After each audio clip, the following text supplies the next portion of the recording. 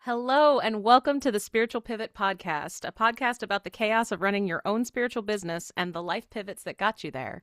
My name is Charlie River Morrow. I'm an Akashic Record reader, and I am so deeply excited to welcome to this podcast Anita Hodosí, who is just everything. Anita is everything, and she is a therapeutic, spirit centered coach. But I would really like for her to introduce herself. So, Anita, welcome to the podcast. I'm so excited to have you here. Can you please tell our listeners a little bit about yourself, a little bit about what it is you do currently, and we will get into some of the life pivots that got you here in just a bit.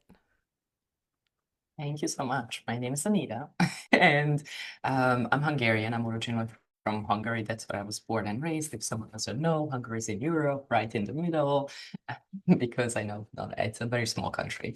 And I'm from a very small town. I'm a very small farm town, and I grew up there with animals and nature and knowing what real life is about. So that was kind of the beginning of my journey. And I always knew why I'm here in some ways or others. I was talking about past lives as a child to my parents. I talked to the spirits. I saw different transdimensional beings, and I honestly never knew my life without spirituality. I never had a awakening moment because I was never really asleep. And I know it sounds very grandiose or something, but I honestly, like, since I was a child, I just always knew this is my path. Of obviously, it's not one day after the other or how it's going to look. And to be honest, I still don't really know how it's going to be looking in the end because I think it's always information. Um, but I got on my journey very quickly, and that journey got me here. And as I said, yes, I'm a therapeutic, spirit-centered coach.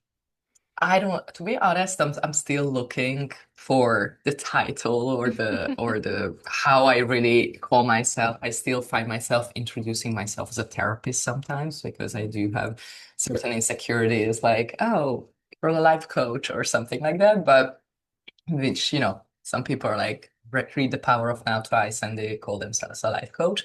And I was definitely very scared of getting the judgment. So I call myself a therapist sometimes because I have a psych degree, but I'm not a licensed therapist. So it's really still in the merging. That's how I call it now. I do read the Akashic Records, but I'm not just an Akashic reader, like just I'm Mhm. putting in quotation mark because it's not that it's less, it's not, it's just it's I do so many more things. I'm a hypnotherapist for 11 years, so I really merge together a lot of different methods that I do. And I don't know, I'm writing a book, so I'll be an author soon, hopefully. But all these are titles, and those titles can change, and those titles can merge. So yeah, I think it's still merging. I still don't know. Lately, I've been saying I'm an oracle. It's a Yeah. joke. That's really fun because I've also been using the title of Oracle lately as I've also been Mhm. trying to apply all of these various labels because it feels like in the spiritual business world, it's just the all, and there's a bunch of labels that you can add to it. But this is also why I'm so excited to speak with you today because your lived experience has involved so many pivots that have not only involved just maintaining a spiritual life, but maintaining a spiritual life and providing spiritual business services while also not providing spiritual business services and being having an entirely different life that has nothing really to, well, I say nothing to do with, but has very little seemingly in common with a spiritual practice. And folks, I first met Anita at the Little Soul School. She's a mentor there, a teacher there. She provides mentorship to those going through a certification program. And I've had the beautiful opportunity of being in her Akashic Records. I'm in them right now. The feeling that you get as an Akashic Record reader getting to be in someone like Anita's records are just soul filling. It very much fills your cup. We've Yeah. had this conversation. I know Okay. I told you I was gonna fawn, but we've had this conversation that where others have said, and I agree with it, that you basically the full records are you were born basically Eckhart Tolle. Like you were born with the wisdom. You came in with the wisdom, And you came in with this, what feels like the through line that I've always felt is just trust. This trust in I am here for a purpose. And that purpose seems to be an ever evolving state of pretty significant pivots and pretty significant, okay, now this. And I will tell you right now, you're in the process of writing, you're already an author, period. You're just not a published author yet. That's it. Thank I say that as a fellow author. You're an author, and writing a thank memoir you. is a spiritual, emotional, transcendental, and healing journey. Is what writing a memoir is. So I would call it hellhole, but yes, healing journeys. it's An enjoyable hellhole. I actually equate writing a memoir when you do have a significant amount of trauma history, which we will get into that a little bit, but when you do have a significant amount of trauma history and early childhood trauma and you're writing a memoir, you're basically on your own providing yourself with what happens in therapy when you do EMDR, which is really intense trauma therapy work. And you're doing it on your own with a memoir, and you're kind of using all of the tools that you have in your tool belt to go that route too. So I'm not saying that we want to dive directly into your past, but the fact that you are currently writing about your experiences is something I'd like to also touch on. And what I'm really curious right now is where are you in that process of writing? Where is it currently? Where in the hell? Which phase of hell are you in at the moment? It's in the hell that you need to get through this. And to be honest, it's not really a hell. I say that jokingly. It's very scary. It's very scary to go there because as you said, I had some trauma growing up, and I call it lightly, especially because like I did have a nice childhood, but to my sensitivity level as a being, that lovely childhood was still traumatic. And Yeah. because trauma we can label it in different ways. I didn't grow up in a war. My parents did, like, so compared to that, I didn't really have trauma. And I always see that very, very openly and very nicely. I was never kidnapped. I was never, molested or raped or something, which unfortunately a lot of people, and this is Azria, my co-reader, my co-worker, and my child. So, a lot of people unfortunately experience a lot of physical trauma and all of that. And I didn't have that.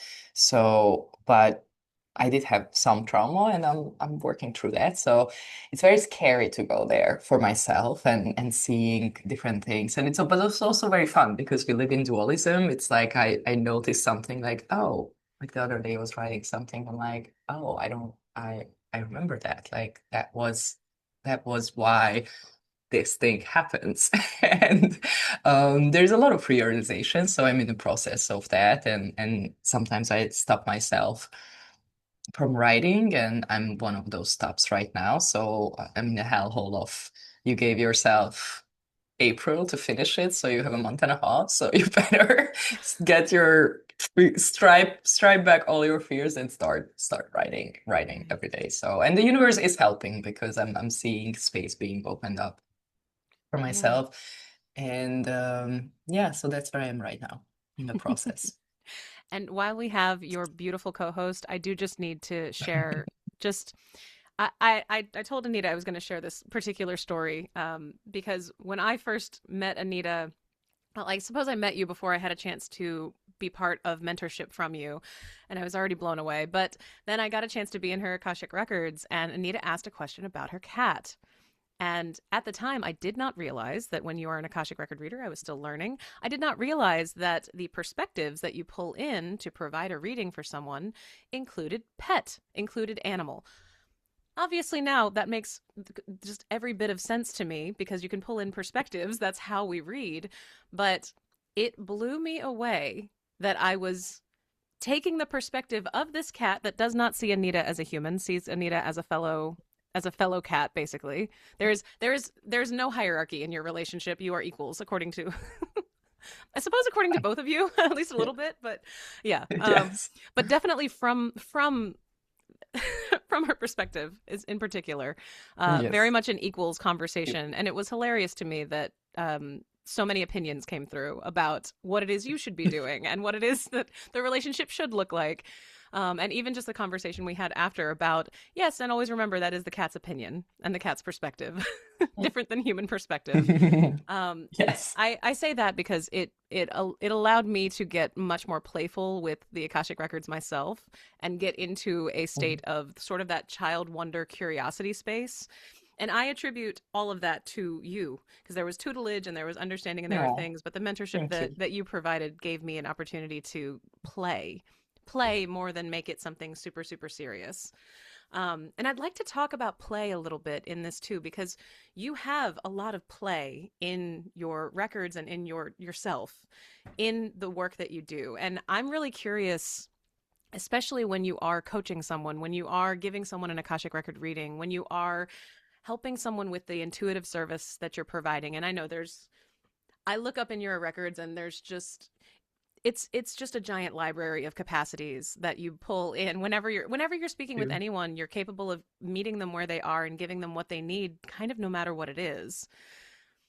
Where do you yourself infuse play in what you're doing right now with clients? I think life is a play in general. Yeah. Like life is a game, life is a video game, and you just need to learn the rules and play it. Play by the rules, play by your rules, and figure out rules for yourself. Like I honestly, I've been saying this since I was a kid that life is a game, and just play it well. Yeah. Sometimes you cheat, sometimes you don't. You know.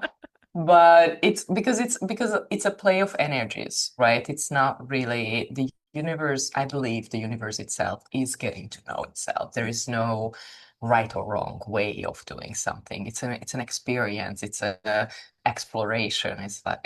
I believe that, in this current incarnation, for instance, according to the records, my soul is here to see what does it mean to be the walking embodiment of love. And it's a very good line too. Yeah. Thanks to my teacher, Laura. She told me this the first time, and it really resonated truth. That feeling in the records when you're like, oh, like that's my soul's truth, and hearing that sentence. And since then, I love saying, I'm like, I'm the walking embodiment of love You because are. I'm playful. But my soul, exactly, like my soul doesn't know what does it mean in a human realm, right? I always believe that we have thought level, energetic level existence, which there are different dimensional realms as well. It's not just one way. It's a thought level, it's a soul resonance level. And then that soul or that being is like, oh, but what does it mean in this realm, in a human form? And there is hierarchy, then there is dualism, then there is a lot of things that are not as loving and not as kind. And what does it mean? And how can I teach people to go back to their heart space? And how can I speak my truth that I couldn't speak in different lifetimes? And can I get through those obstacles that I couldn't? And it's really a question mark in a playful, curious way for the soul. So that's why I really don't believe that there's right or wrong. And I tell that to my clients as well, that nobody knows. And people always laugh. And my best friend Bianca, she always laughs when I give her advice. She's like, that's how you talk to your clients as well. I'm like, yeah, because I say, like, listen, I have no clue. You have no clue. I have no idea what I'm doing. The only thing I know is because I know a little bit more around these topics because I studied it, and not just in this human realm. My soul studied it in Mm. other lifetimes, and in my whole soul existence, I've been coming from love, just my frequency in general, and I've been studying these things for a very long time on a soul level or on a human level, so I can have a little bit more understanding or perspective. I use that word lightly, understanding, so more like perspective Yeah. or or or look on these topics, so I can maybe help you figure out the rules of life a little better. Um, but then there are so many other things I have no idea about because I didn't study it. So that's how I use it in my coaching. That's how I use it in my readings. That there's no right or wrong. This is kind of the guidelines. This is what even the sole purpose. It's not really a purpose. It's more like a direction. Like this Mm. is kind of what we want to do, but how does it look? Nobody knows. That's why we are here to figure it out. How does it work? How am I going to teach people to go back to their hearts? I have no idea. Sometimes because it's different for everybody. And as you said, like we need to relate to different people differently. Sometimes it's saying someone no. Sometimes it's actually hurting someone or calling them out on their bullshit.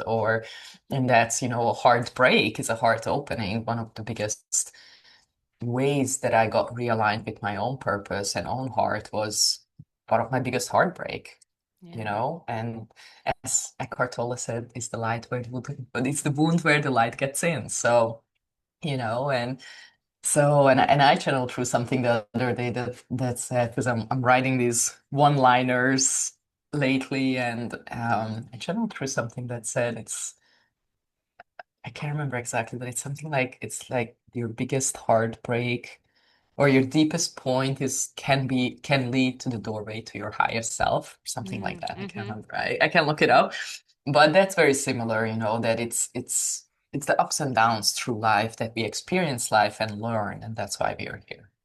That's beautiful. So And I love it. that's how I deal with clients as well. That's what I try to show them, don't try to be perfect, play, figure it out, and in like a few years, we're all gonna be dead. Who cares? It's not that serious, guys, Right. honestly. So I know that you're I want to talk so much about the other pivots that you've had to get you here, Mhm, and to get there, you are also in the process of you've started becoming more of a teacher for groups than you, I guess, were historically leading up to now. Can you talk a little bit about the group that you're currently running, and mhm. how that's kind of come into existing, basically? And the conversation I want to have after that is sort of the Anita, how did you get here? How did you go from being this heart-centered open child who was being wounded to a child that continued to step into this spiritual path, into a person who is not only doing spiritual work with clients but is now expanding into the author times? And you mentioned writing one-liners, and all I can think is, oh, I'm so excited for the next book that Anita has too. That's all I've just like I Yeah. we're in your record, so I'm getting little billboard previews of different things that you're sort of getting Mm, to, and I'm so excited to have your books on my shelf and read them and just absorb them and love them. And I really want to know about how this group that you're in the process of sort of leading is, how's it's going, how it's going, how you got here. I'm very curious. it's going very well. It came very naturally. So the group is a Hungarian group, and how it started is I left Hungary when I was 14. I was modeling and I moved away. And to be honest, I was never really understood as a child. My father understood me, but all my spiritual talk or alien talk or something like I wasn't. Yes, I wasn't understood. So I was always that weird kid who runs around with oracle cards and crystals, and not really interested in anything else. So I had this idea about Hungary and Hungarian people that they're not that open to spirituality. Not like I wasn't alone. I had teachers there. I had my father and certain friends who were okay with it, but nobody I could really go deep. Or only, let's say, only a few people who I could go very deep. And certainly in when I was at home in Hungary and I was doing like a fashion show or something, people kind of looked at me weird in backstage with oracle cards and entertaining. So my idea that people weren't that open to that. And 2 years ago, I went home to Hungary because I always go home every year. And actually, let's go back. 3 years ago, I went home and I reached out to this radio because there's a radio host there who I look up to. She's doing these spiritual shows, and I think she's doing a very nice opening and teaching to Hungarians about spirituality. So I reached out to the radio itself that I would love to get on her show and talk about, what I do and all of that. And I didn't even get an answer. And I was like, okay, whatever, it happens. And then a year later, I went back, and the radio show host herself called me that she would love to interview me. So, and to be honest, that was the time. Like that was the time to do it. I think if I did it a year prior, it would not have been that complete because I Mm. was not as complete in that topic that I was speaking about. Um, so I went on the show, I did the interview, and it really just blew up in Mm. Hungarian realm, and I was getting a lot of messages when I'm going to teach the Akashic Records because I was talking about that we have the little soul school here and we are planning to expanding and because I'm Hungarian, we might teach a Hungarian class. So Nice. it just honestly started like rolling and people started messaging me and there were so many people that I couldn't keep up. So I was thinking like, what am I gonna do? And I had this idea, oh, let me just open a Facebook group so I can kind of collect everybody there and I'm gonna announce it when we're gonna launch the Hungarian class at the Little Soul School. And time went on, we weren't launching the class because the Little Soul School was doing other things and growing in different ways. And And then I was just thinking like, okay, I need to keep these people entertained. So I did a Facebook Live. And then that became next week and then next week. And now it's a bi-weekly live class that you could call it a podcast. I don't really think it's a podcast. And now it's over 1,000 people and I'm teaching them different methods and I have like a 6 month course and I'm going home to Hungary in a month and a half and we are doing an in life spiritual retreat and all of these things, so it's just really grew and I'm interviewing other people so in Hungary, so it's like really growing into this beautiful group and community and it's definitely healing part of my soul that didn't felt accepted or understood as a child or as a human and seeing all that love, all that openness and hearing, how needed it is that I'm doing and in Hungary and in a community. So and it gives me this gratitude because I was brave enough to leave Hungary and travel and learn from these incredible teachers that I learned around the world. And I can bring that knowledge back to Hungary to people who maybe doesn't have the opportunity to learn either because they don't speak English or they don't have the financial needs or they don't just travel around the world that I was very lucky to do so.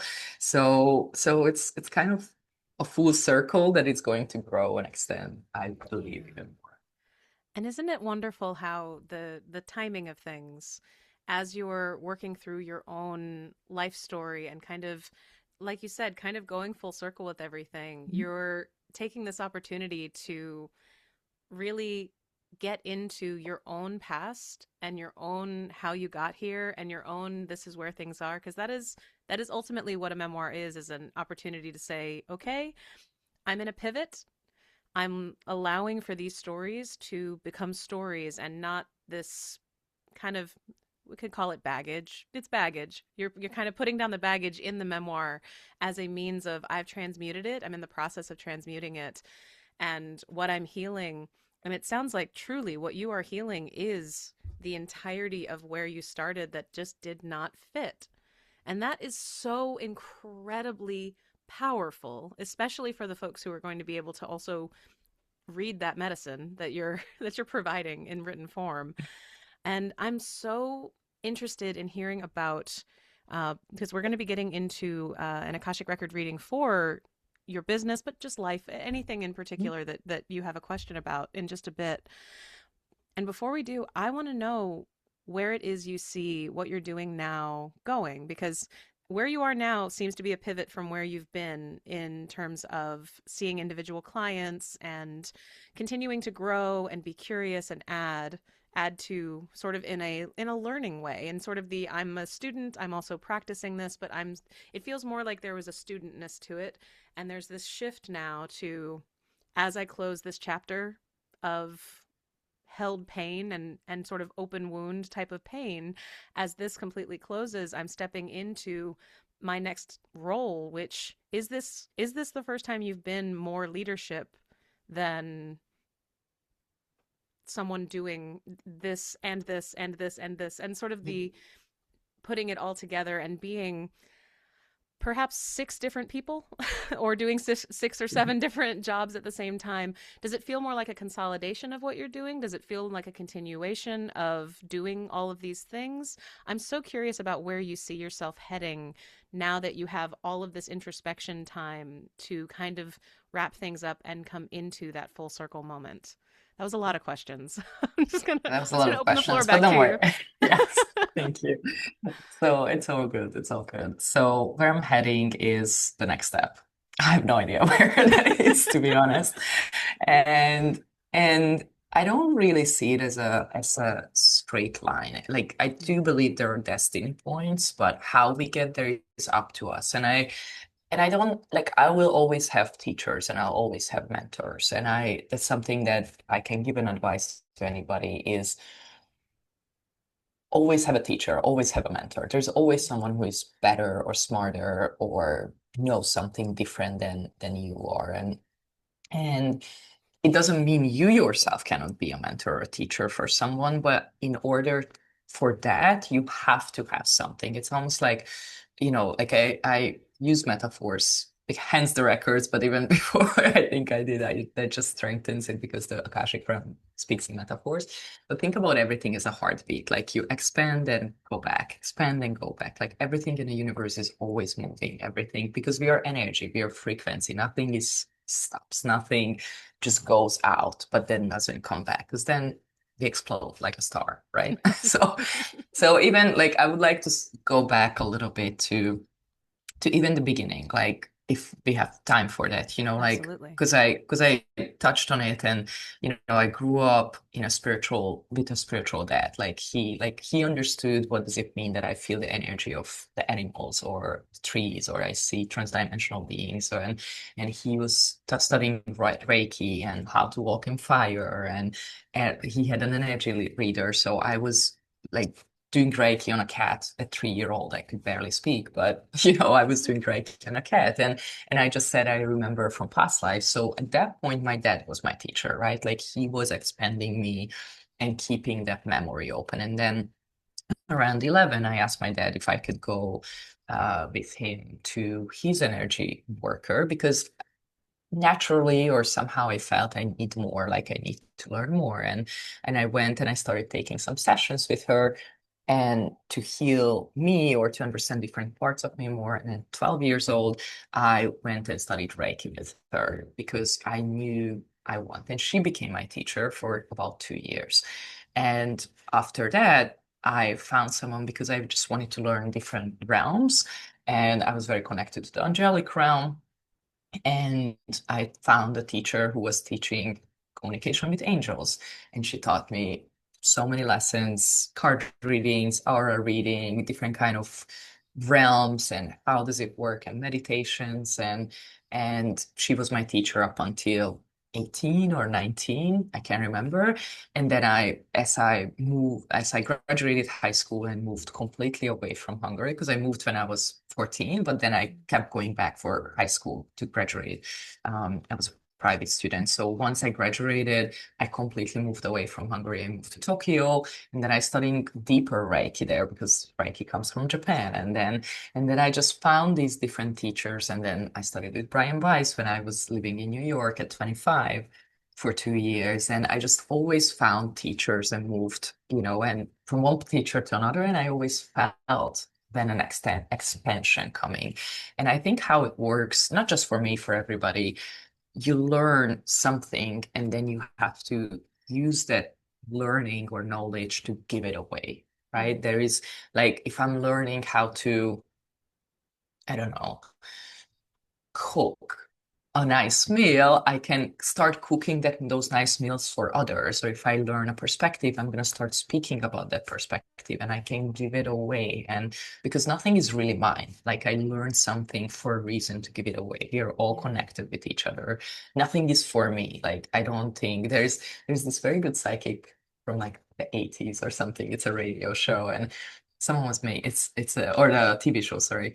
And there's someone is asking this psychic, can you tell me the lottery numbers? And she just says like, she's like, honey, this gift is never, or if you're, sorry, the question is, if you're a psychic, why don't you just pull the lottery numbers and win? Right. And she says, honey, this gift was never for us. This gift is not ours. It's for, to help others because we're all living organisms together, right? So once I want to become more or learn something more, it's is to help others. And so that extension is it's almost like I learned something and that part is like growing, learning, expanding. And then once I reach a state that I'm good enough, then I have to give it to others. It's kind of a you have to feel your own responsibility. If I'm, you know, let's say cooking, if I'm not good at cooking that omelette and I'm think too much of myself and I'm like, okay, I'm just gonna start cooking omelette for people, but the egg is too raw, then I'm gonna poison people, right? It's kind of the Hmm. same with spirituality and I do think it comes from past lives and wounds that perhaps I was hurting people in some ways or when I didn't learn the craft to the deepest level and I was harming people by not knowing and I think it is a deep inner truth seeing, am I good enough in this to give this craft to others or to help others with this craft or even and now to teach others? And I think this is where I got, at 36, 37 is where I got there that I am good enough to teach it to others. And I had beautiful mentors, because I've been tutoring and mentoring at the Little Soul School for 3 years now. So that was a practice lesson, and I had amazing teachers. Like Laura taught me how to teach, how to mentor. It's not just came out of me. It's a craft that I learned, and she helped me a lot, and then other people around the journey helped me a lot, and I'm learning myself a lot. Like, oh, this is how I'm doing it. So it's kind of a continuation and formation and expansion, and then as I'm going, like now I'm very comfortable speaking to people, to 1,000 people on screen. But am I going to be comfortable teaching or talking to 1,000 people when I go home to Hungary? It's like in person. Like, I don't know, I might freak out. But I do think the universe puts it together beautifully. There is that I've always seen this. Like as soon as I graduated university, I was like, okay, what's next? What am I doing? Like in university, I had amazing teachers. What am I doing next? A month later, Marianne Williamson launched a life coaching um, program. I never wanted to be a life coach again. I had this weird thing about life coaches, but I've been studying the Course in Miracles for 4 or 5 years at the point. I've been studying from Marianne Williamson, not directly, but her teachings and I was going to her speeches. So I was like, oh, I do want to learn from her. So I signed up for that life coaching uh, program. As soon as I was done, a month later, I met Laura. So the universe always gave me these next steps. And I think that's what it's going to do now, right? If I can't get there myself, how to do those extended states with others in person, then I'm going to get a teacher who is already doing that, who already been there, and that person is going to teach me. And then I can have mentors who I'm going to teach. And I just found someone. I was looking for a person who does social media, and I found this beautiful girl who I just knew it. I was like, oh, I found my first student who I'm her mentor basically spiritually, and she helps me with social media because she's younger and all of that. So Yeah. I know it was a very long answer, but that's how I could answer it in a depth that I wanted to, because it's not that simple of, oh, now I'm only gonna teach. I'm always gonna be the student. And frankly, like I saw spiritual teachers in Hungary or in the US or all over the world that when you get into that ego state, like now I'm only teaching and you stop learning, you get stuck in a point. You just keep repeating something, but you get stuck. And now I signed up for animal communication course because I'm like, I want to open another channel and why not? It's fun. So always keep learning, practice your craft, and be honest with yourself. Like really be honest and don't chase the money. Don't be like, oh, I want to learn this and I want to be an Akashic reader right away. Like I see that a lot in the certification. Someone Hmm. finishes and they want to open a business and they want to teach it right away. And we're like, honey, no, like, we always say like in the little soul school, like it's minimum 1 year Hmm. that someone is a good reader because they're crafts and you're getting used to the clients and all of that. And of course, some people do it right away. Like you were very talented right away and you were opening up very different channels right away. And I was saying like, oh, I could learn certain crafts from you, right? But then there are also these fine tunings, or I've seen people who are very good, but then they are not as how do I say it, not as grounded in their practice. So like I would get very good answers, but then I'm like, okay, what do I do with this answer? So I think be honest with your craft, be honest with yourself, be open to feedback, and always expand and always learn. And that way, the universe will align the path for you. You're just walking the path and you're just figuring out the path. And how do you know that you're in alignment? Because the next step aligns. If you're not ready, don't force yourself through that next door. Like how I was doing in the radio show. I wasn't ready, so they didn't even answer my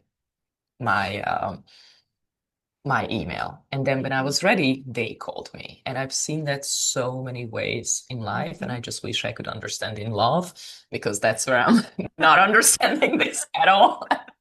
But we all have our different crafts and Yeah. hardships. So yeah, just wait for it's a balance. You're not waiting too long. You just walk through the door when it's there. And that walking through will be challenging because it's an expansion. It's fearful. Go initiate and then know the rules of the universe. When you put energy into something, you're going to receive energy. When you create space, something's going to come in. Don't force things, align with yourself. And your soul already wrote the soul plan that you're going to get there. So just tune in with your higher self, tune in with your soul, be open to people because you never know. Like how I met Laura at the Little Soul School, after the dinner, I really didn't want to go to. My boyfriend at the time asked me, can you please come to this dinner because you're so social and you're so good and there's going to be a lot of people to entertain. And I was like, ugh, like I really don't want to go, but fine, I'll do it for you. We are in a relationship. And then I was just talking to this person, and this other person at the dinner table was like, you speak like Laura Coe, this woman I just interviewed for a podcast. And I swear I heard her name and my face just went, what? Like who? And I was like, I need to talk to that person. And that's what led me to the next step. So be open, feel yourself, and the universe is gonna lead you there because you are the universe and you planned it for yourself already. So just go. It's so amazing. Does And that make sense? yes. And I thank you so much for walking us through some of these pivots because I didn't specifically ask you, and I'm really grateful that you sort of tidied up a lot of what it is that this entire conversation has been about, and that's truly. And I'm just going to pull out a couple things that I heard you say. Is one, you were constantly asking yourself and that everything inside of you, what's next? Truly, what is next? Mhm. Because part of our continued live experience involves our active participation, our active conscious Yeah. choice participation, including being open to what's next while constantly being in the realm of curious seeking for the things that we have already set ourselves up to play with and to seek. Mhm. And I have one question that I does just come to mind for anyone who is listening, because one thing that is a little bit overwhelming in the spiritual world is just how much there is the openness and availability of people who could be mentors, things that you could step into. And with that, especially with anything that involves learning spiritual stuff, if that's a pivot, it was a pivot for my life. If it's a pivot for someone into the spiritual world, what kind of comes with you and the baggage that you carry, especially if you grew up in the US with just the hustle culture that is just ingrained in everything here, it really does come with that. Okay, now that you know all these things that these people you've been learning from know, it's time for you to completely shut your life down, completely turn into a business, completely become the people that you have just learned from who themselves have been doing it for 20 years. You've been doing it for a year or two and you're an expert now. So you have the skill sets, you have the pieces for it. So that impetus inside of you says Hmm. go. And what's really interesting is that that is not necessarily wrong, but it is often, as you've already spoken to, early. And it does really seem to operate on a year, 1 to 2 years, but a year basis of, okay, if this is truly what it is you are here for and ready to do, you're basically going to be a failure for about a year in terms of I want this thing. It's just not really going to be happening. Especially when it just comes, we're talking specifically with business here. And I say that Hmm. because I did start my LLC after I got my certification from Little Soul School. I saw it as an extension of the health and wellness coaching business that I'd already been trying to do that was Hmm. equally not quite working. Mine has Hmm. been sort of the pivot by hitting into things. You bump up against things and go, oh, not that. Oh, not that. Oh, not that. Kind of over and over again. And it's been a year of learning other things along the way for me in the kinds of things that I'm doing going forward. And I'm just so curious what advice you would have for anybody who is a little bit more in the this is a pivot for my life, coming into the spiritual world at Hmm. all. And for like some of your listeners, it might be a big pivot for them too if they also grew up in a world where they didn't have someone who helped them understand spirit. They didn't have someone who understood it. It was mainly more standard monotheistic religion upbringing. Hmm. What advice do you have for who is a best next mentor? How do you know? That's kind of my question is how do you know who or what or where when we have so much available to us at this point? Hmm. How do you know what is fitting and what is temporary and what feels longer term? Is there any level of distinction that you've been able to find in your absolute beautiful path of trying and trusting?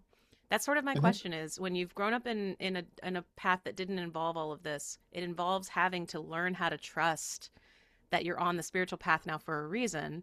So how do you pick basically? Hmm. How do you decide? How do you know? Sorry. In some ways, I believe I already answered it. Be open.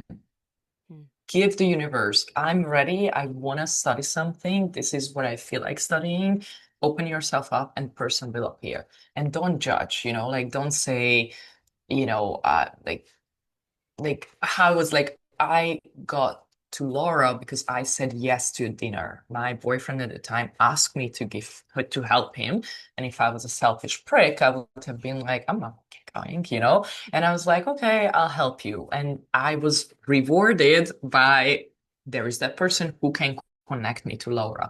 I do believe I would have been connected to her in a different way that would might have taken more time. Hmm. And I said yes to what I felt like, okay, I'll do it again. It's a give and take all the time. Um, and you ask you ask a lot of questions. I So do. it's like I think what no, it's I love that. I love that. So there are a few things like to the answer, like who is your next teacher? Be open and don't judge and just see. Allow life to teach you in a way and like don't judge who you want to learn from. You can learn from everybody any moment. How long that learning is going to be, you don't really know because I believe they come together with people for maximum soul growth opportunity, meaning when they meet in that moment, they have the perfect opportunity to grow together. That teacher can say, I don't want to teach you. So then you're going to grow somewhere else. Or you can say, oh, I'm scared. I don't want to do that. Also, my whole now longer, about 4 or 5 years relationship with Laura didn't start as a teaching. Didn't start it. It started as I called her, I'm like, I have no idea. I just want to talk to you. She told me she's an Akashic reader. I'm like, oh, I've been going into my Akashic records since I was a child in my dreams, but I didn't know you can do it this way. We made a exchange. She was looking for Surprisingly, she was looking for a past life regressionist. I'm a past life regressionist. I gave her a past life regression. She read my records. And then we just kept talking as friends because I found her interesting. She found me interesting. We liked each other energy. Then she already had the little soul school, but she didn't have the certification yet. So then we were like brainstorming. She's like, oh, she started teaching me the records just randomly. She's like, do you want to learn this? I'm like, sure. I love learning new things, and I was sitting in the living room on the phone. She was explaining to me. Then she created the certification, and I took part in the certification in the first one. I was a student. And then halfway through, she blew up. She went on a podcast, and then she had way too many readings she couldn't handle. And she asked me and five other students to be readers for her. So, and now it turned out that I became a mentor and all of that. And I'm her main reader and mentor right now. And who knows for how long, Mm. it still feels still very aligned to work with her and be there. And I don't know for how long it's going to be. There were other ventures that she was doing that I didn't feel aligned with, or I don't want to do that. Mhm. So, so really feeling to be honest, really be honest with yourself. Don't and then be honest with yourself. And the money thing is very interesting. A lot of people don't do it for the money. I know it's hard because we live from money. I mean, I love money. I love spending money. I definitely spent a lot of money. I was very Yeah. lucky because I was modeling. So I made enough money modeling that while I was studying or starting this, like when I studied past life regression, I was regressing people as a hobby. I never asked for money for it until I started my business. Um, and then Marianne Williamson talks about this, which I think I remember that so much.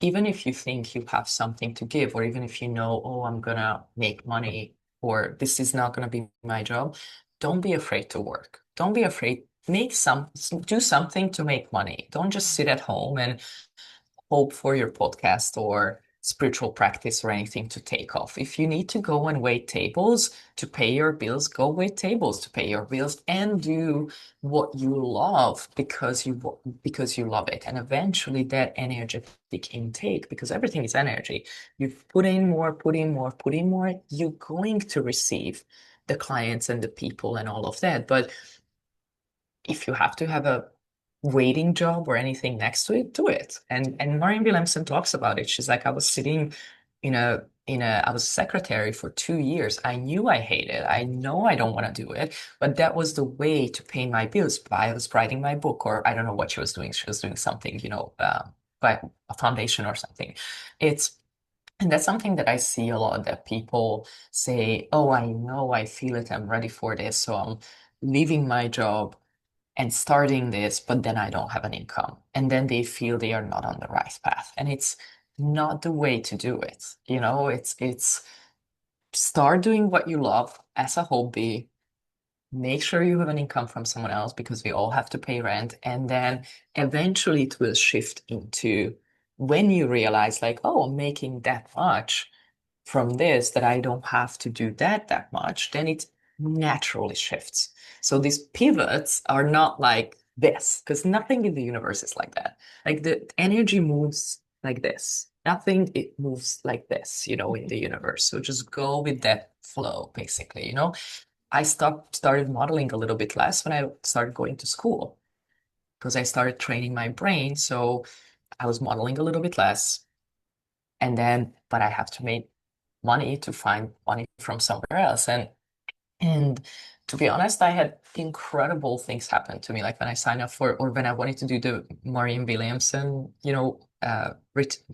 workshop, Mhm.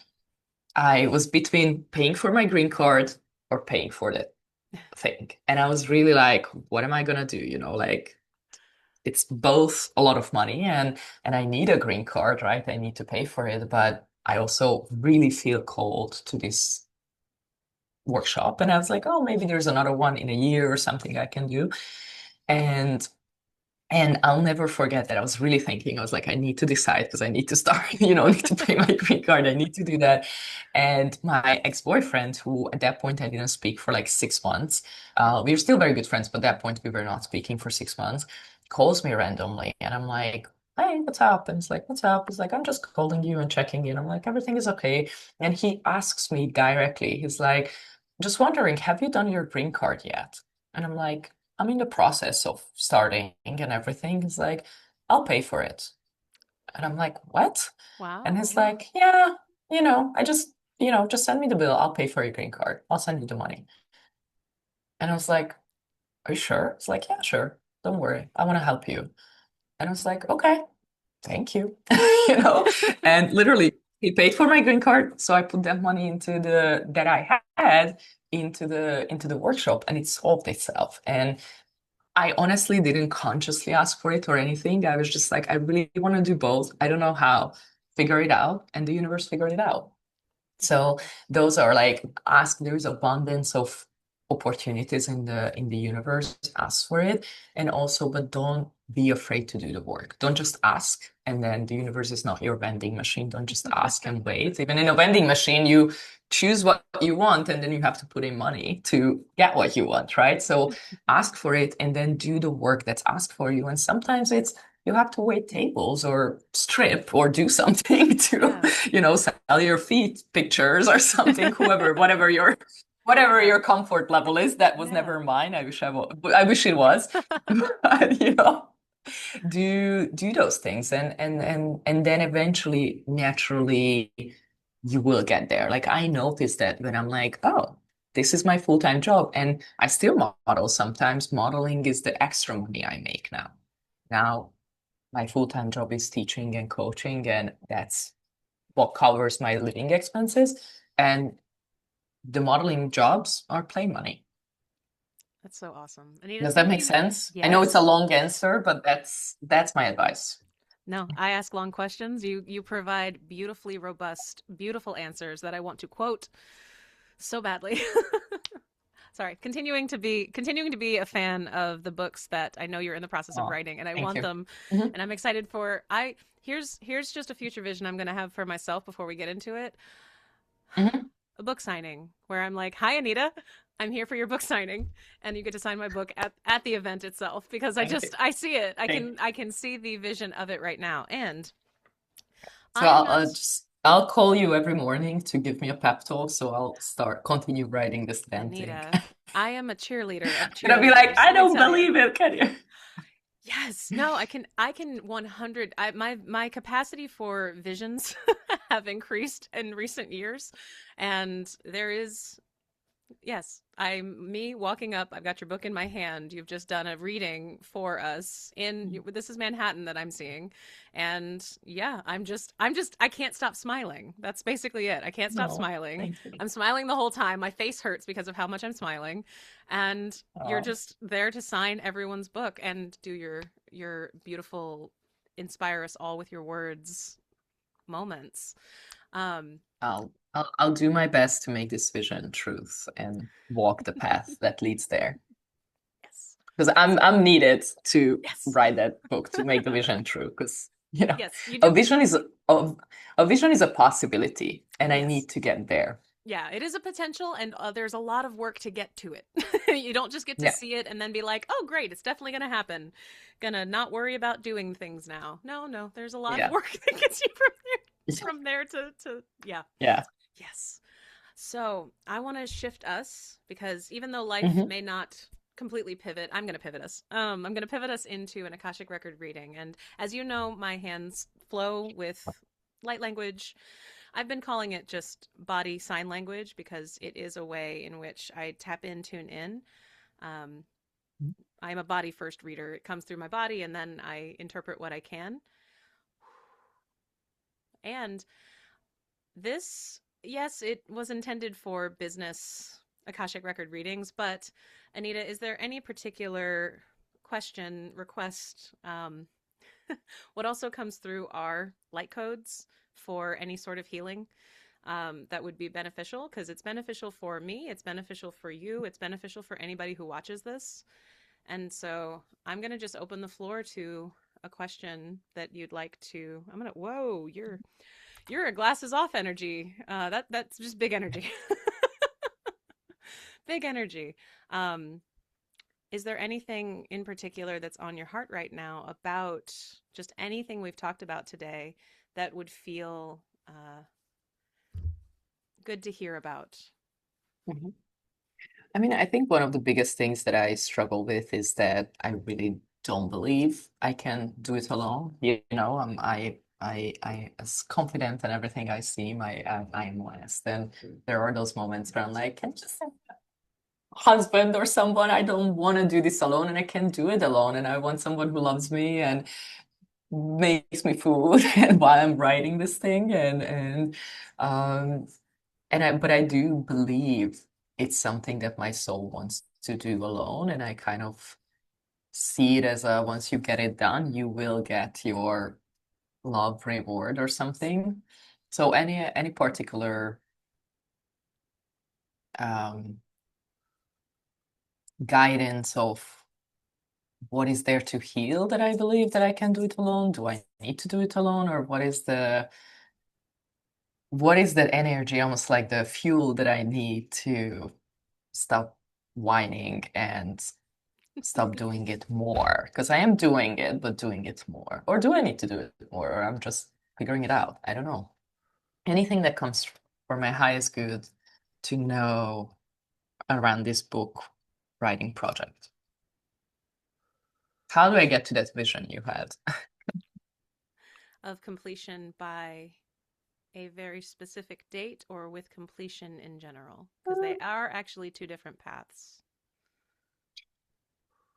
Um, I would like to complete it by April, but if it's I'm writing this book for others, not for me. How do I write the best book that can help heal others? Hmm. First, And oh, sorry, no, that was a single participation motherhood. piece.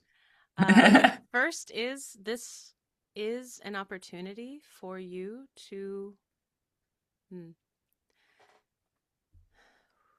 I'm going to be saying a few things while hands talk, and I get to put my glasses back on. Yay! I love when I get to actually see. Okay. Um, so the hand conversation that you're going to be having is not the same conversation that's coming out of my vocal cords. Um, Mhm, Anita, I know that we have talked. I have not told you. So, dissociative identity disorder is the main neurodivergence that is in here. I call it being a collective being. I'm trying to change the terminology in the psychological community. But you are mhm, currently speaking to Gaia, um, fractal channeled Gaia, with the hands. I don't have access to this mhm, conversation on a conscious level because this is a body based conversation. It gets mhm. a little confusing, but um, It's okay, I understand. the belief of all being for others is kind of the big constricting belief of all healers, truly, that everything is for everyone else. This book is you taking stories from your past. Hmm. It's an and book. It's one of the all of everything type of books. That's why it's difficult to write because you are always, when you're writing this, also in the position of those who are reading it, and not even just the first ones, but you are in the position of those who need it the most, which makes it kind of impossible to do because you're sort of in this state where you're writing from this when what you do need is to write from when the book started itself, which was when you left Hungary. So, who you are actually writing to is 14-year-old Anita first, and who you are finishing it for is 36-year-old Anita now. So, the person you write and speak to when you are writing is her. And we recommend these are some of your guides. Hmm. The, okay, yeah. Anita, we recommend the Lee Harris approach to writing, where you speak and allow the transcript to be your first draft. Because your voice is also here and is powerful for this work in a consolidated amount of time, which it is. You've got about 6 more weeks. It will flow through what you have been practicing. And if you allow for this to be how you write it, it can be done with another or can simply be you with a Zoom recording. Allow the AI to write the transcript. This is how AI can assist you. You are one of the types of writers for whom AI is an assistant to allow for the healing to be transmuted at your rate instead of at the rate of those who would be best served by the uncoupling and removal that will be happening. You're disentangling, quantumly speaking, from others as you write this. You're basically closing doors to those that you've been carrying since you were a child.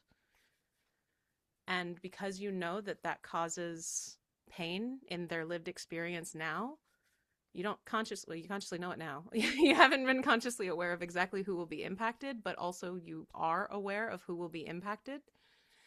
By the way, change names. That's just a legal thing. Just don't do names. Change all names. I already And did. then do the little, yeah, then do the little, like, do not, nobody in this. Most people are amalgamations anyway because they come from memory, not necessarily, they come from memory, they come from Akashic, but they are not necessarily, some are consolidations of multiple people. This will not only heal you in a way that is grounding, because you can do it in daily sprints of, I set my timer for an hour, I answer this chapter's question. Because each chapter answers a question that you have for how to transmute and grow, heal, allow.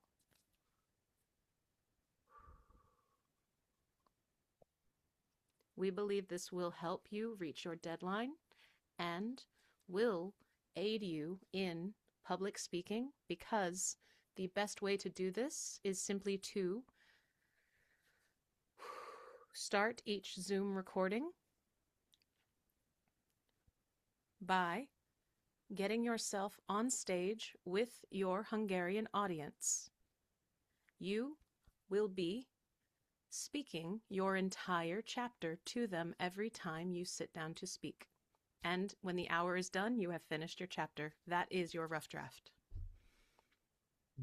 That will assist you with grounding into the audience, which you will need to ground with simply due to how much love they will be pouring into you in that space. You have not received.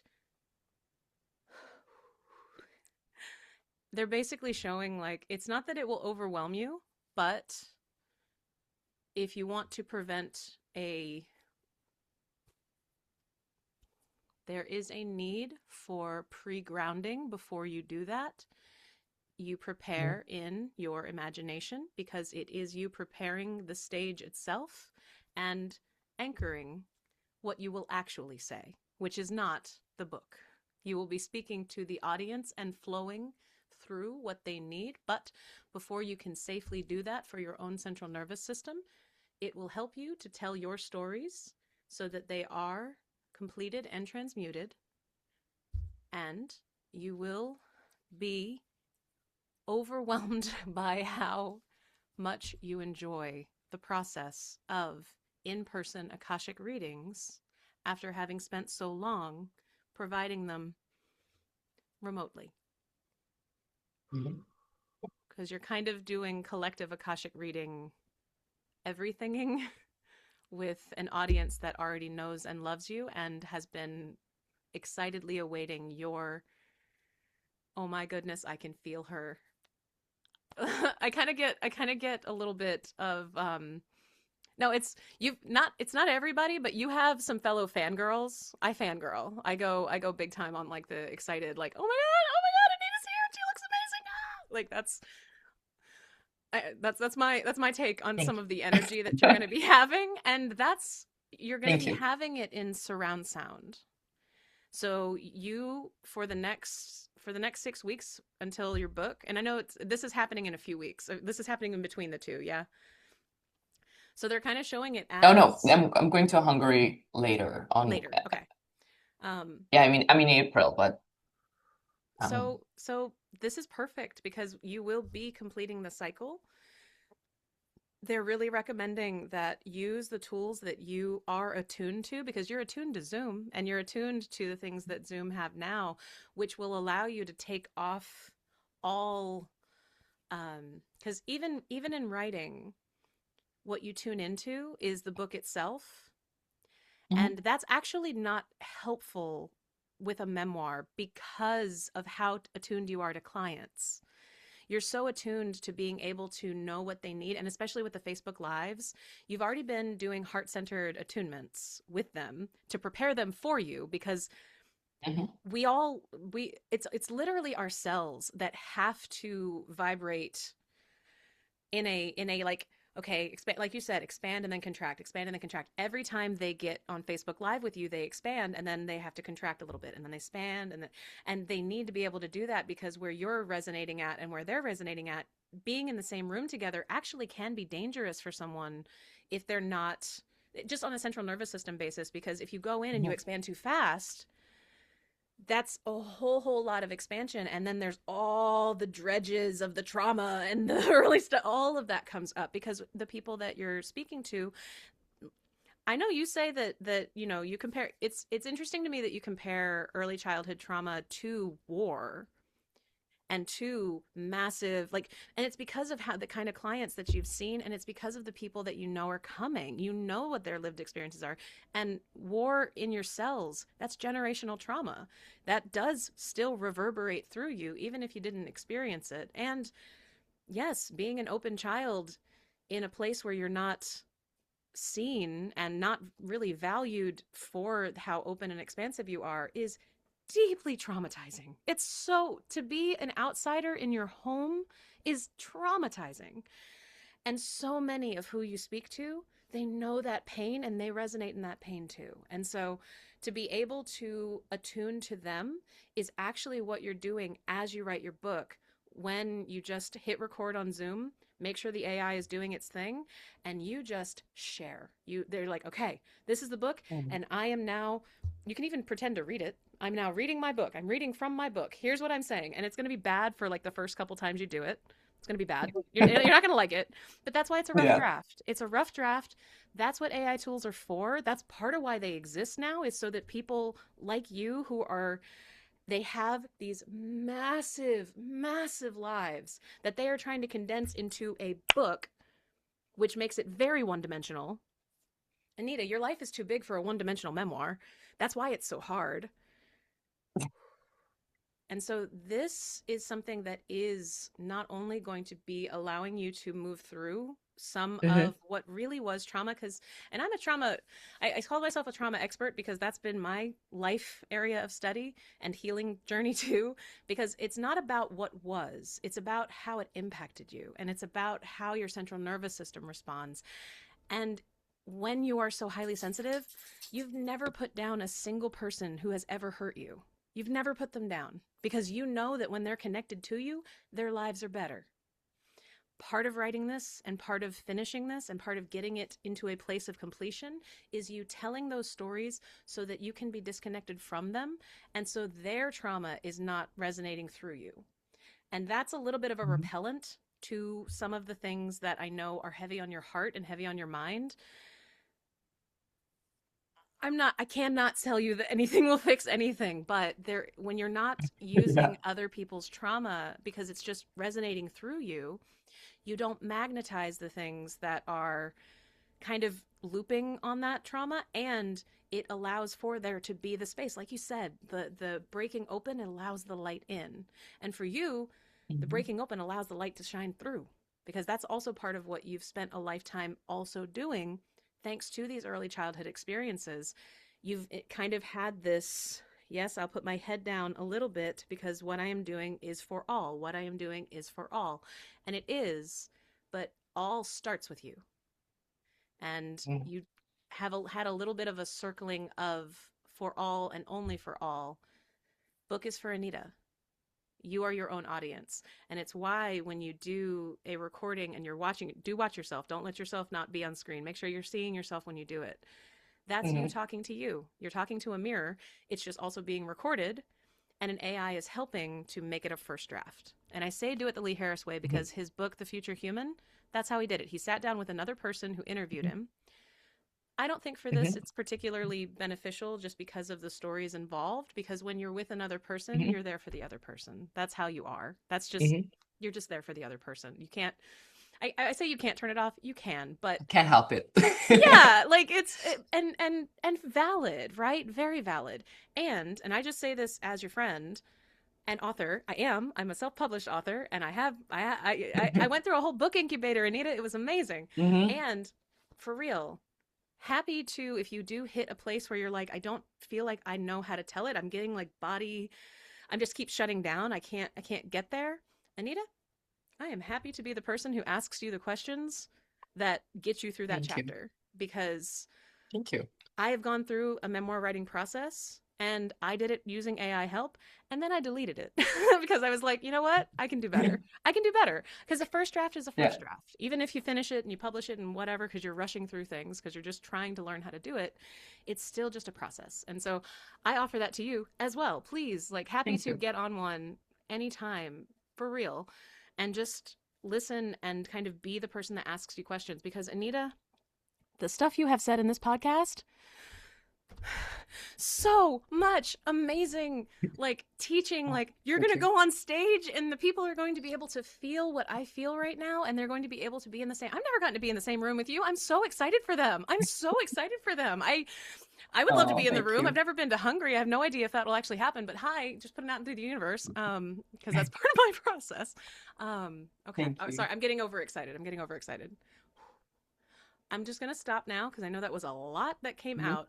How does that feel? Yeah. How does that feel as a Feels process? amazing. And I'm like, I was looking around, I'm like, I wish I brought a tissue, and I was really trying to hold my tears back. But first of all, you haven't read my records for about 2 years since I last tutored you. So Yeah. amazing. I really love your process. I loved it back then too, and it's so much clearer and more grounded and all of that. So Thank you. congrats. I will really like it. And you tapped into two very interesting, important things. One is literally my first line is I'm 14 years old. And I'm in Singapore and praying. So like literally that's the first line of my book. That's So it incredible. does start there. And then I do go back to childhood things that I experienced, but it's literally started me praying and trying to manifest things at 14 years old in Singapore. So in Malaysia, I can't remember, but I wrote. But so just want to say that. That's beautiful. That's so And exciting. and hopefully I will finish it by the time I'm 30, 36 still. I don't know. We'll see. And yeah, and I do have some Zoom recordings. And to be honest, I'm just terrified. I didn't want to use AI for it, and I have these Zoom recordings. I'm terrified to go back and see it because it was very emotional and very fearful. But I do have voice recordings that I very afraid to listen back. But the writing is kind of easier too. When I write, I can read back, and it's kind of easier. Still Mhm. cry when I write, and I cry when I read it back.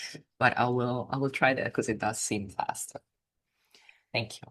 There's also a level of, and I've been experimenting with this myself, because when you Hmm. take in what you're putting out, and what you're putting out is medicine. It's just, it's full open medicine, which you don't tend to want to give to other people, but it's interesting what happens in your central nervous system when you do watch it back or you do read it back, and you're actually the first audience of your first draft. Even akashically speaking, what you're creating is an akashic record container of a chapter or of a piece of the book, and when you're the first one that reads it or you're the first one that takes it in, there is a little bit of an energetic feedback loop that happens, and you take in the Hmm. transmission that you just put out, and that actually allows for you to transmute it into what comes out next, which is a more synthesized full wisdom, not just in the moment. Because when you're telling that story and you're talking about that thing, you're talking about it from that lived experience perspective as it's Hmm. integrating back out. And there's a need for body grounding after you do that. This is just the trauma healing loop that I have Hmm. been using myself to have a story come out, have the integration come in, allow the body to do what it needs to do, which allows for that bigger grounding. And that bigger grounding is actually the key piece for you being in person with people so that you don't have overwhelm, because there is a central nervous system overwhelm capacity, not problem, but issue with those who are so open to be in a space with a ton Hmm. of people who have expectations and come in with their, I believe that Anita's moments with her will heal me. They're coming in with that. They're coming in with, I know that being here will help me with something.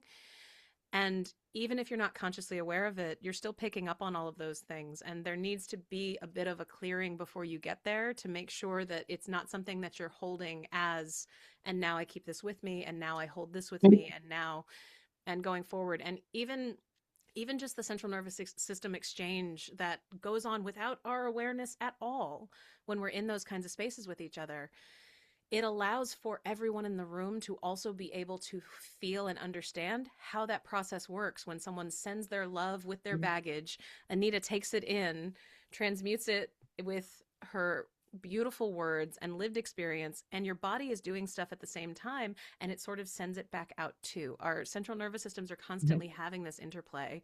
So you'll be providing healing to everyone there, while they are also providing some back to you in that form of homeland love. That there's a complicated history and past there, and you're not the only one walking into that room with that same trauma. You might be the only one walking in that room who had what I like to call the Yeshua experience, like the well, because that's what he did. Like he left home, he went, Yeah. he explored, he learned from so many, and then he came back and was part of the, Mhm. and now we expand, and now I mean, there's a lot of things that Yeshua experienced. This is fun I, to I I hope I don't end up on a cross.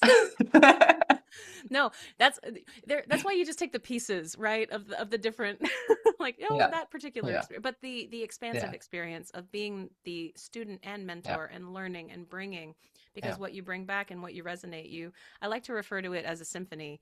You're going to you've been on a journey to add to the symphony that you already have. And when you're on stage and talking, what's coming out of every single moment that you're together is, here's the entire symphony of what has been going on since I left, and just what you've all been picking up on since we've all been together. So it's so exciting that My, my you're my doing whole that. book has a little bit of a hero's journey base to it. Like that's how I put it together. So or putting it together. So I'm so love it. Thank excited. you. I'm And so Yeshua excited. is working with me Yeah, on this book because he's with me in spirit. So it's fun. I love it so much. Okay, Thank Anita, you. I want to do one final just pause moment of gratitude before we do end this, Thank you. because Thank you. I have had so much fun having the opportunity to speak with you and learn from you and mentor, and really and truly, you say 2 years and I was like, oh yeah, I guess it was. Wow. How did it go? How has it been? Because of just who you are and how impactful you have been to my own journey. I I know that having an opportunity to hear from you and be mentored by Oh, you and be in the same space and learn and co-learn, because you are the most humble person I've ever met. I've never been able to have a conversation with someone who is at both times so incredibly open and expansive to conversations, while simultaneously saying constantly like, yeah, I don't know. I don't know. I just keep staying like no, Is that true? I have no clue. Whoever says they have a clue, it's not true. right. They have no, but and they just pretend. but I am so grateful, But and thank you. this has been so much fun. And where can anyone who would like more information about you, about the things that you're doing, is there any? This is a moment to just say, here's where you find me. It will also be in the description, but here's how Yes. you interact with Anita. Thank you. I have a company called The Connectionist. So if you go to theconnectionistteam.com, you can see what I do and all the services, all the things that I do. If you speak Hungarian, come find me in the Facebook. But I don't think your listeners will speak Hungarian. You can find me on Instagram, Anita Hodosí. It's just my name. And feel free to reach out if you see me in person. Say hi. I'm very friendly most of the time. If it's before 10 a.m., say hi. Because I'm not a morning person, so not that friendly in the morning. But usually once I leave my house, I'm friendly. Yeah, and I think my website and Instagram for now is the most reasonable way to reach out. And once I have my feed finder, you can find me there too. But I don't think I'm launching it anytime soon. We can all look forward to that. Oh, Anita, thank you so to much. to to to my feed finder. Hey, you never know. You never I know. I really wish there are moments where I'm like, I really wish I could do that, but it's not my path. Maybe another life. I would, Well, and yeah. thank you so much. Thank And you. thank you all for listening. And I'm very famous for Southern goodbyes and everything that I do, which basically just means you keep saying goodbye over and over and over again. So I truly am Yeah. going to let us just go and send all of my gratitude and love to Thank you. Anita and to everything she's doing, and with the excitement for books. Oh, so excited. Thank you. And thank you for the opportunity and for reaching out and for all the pep talk and all of that. It's really nice to hear back the impact that I have on people because I really don't think I do. So thank you. That's Thank you. I appreciate it. I appreciate you and thank you for the listeners who took their precious time to listen to Yes, thank you all. us speaking about whatever we want to speak about. Bye.